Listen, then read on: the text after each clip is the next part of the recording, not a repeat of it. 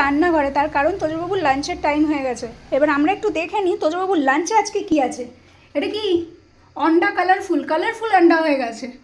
এই যে স্যুপ বাবাই। আচ্ছা তো এই কদিন সময় মাছ খায়। এই কদিন কন্টিনিউ মাছ ভাত খাচ্ছে, ঠিক আছে। আজকে ডিম খাবে, ডিম আর স্যুপ। আবার দেখে নিচ্ছে। হ্যাঁ ঠিক করে ছাড়িয়ে টাড়িয়ে ধুয়ে টুয়ে দিবি। হ্যাঁ কুসুমটা মার। তাই তো আমা বসো বসো, বসে যাও, বসো বসো বসো মা, বসো বসো বসো।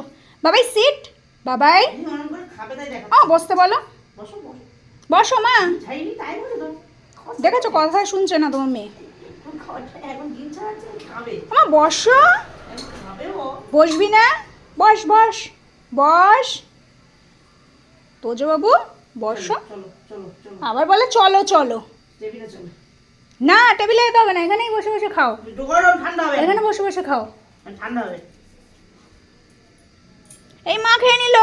এই আমার ডিমের থেকে মা কুসুমটা খেয়ে নি। তোজবাবুকে ডিম দেওয়া হয়, ডিমের শুধু ছালটা, কুসুমটা তো দেওয়া হয় না।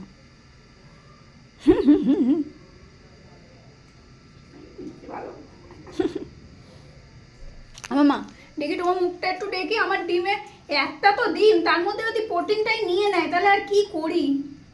গরম বাবা। গরম। চলে আসো এদিকে, চলে আসো এদিকে, খেতে হবে। পরে খাও চটকে দেবো। একটু চটকে চটকে দেবে, তারপর খাবো আমরা। চলে আসো।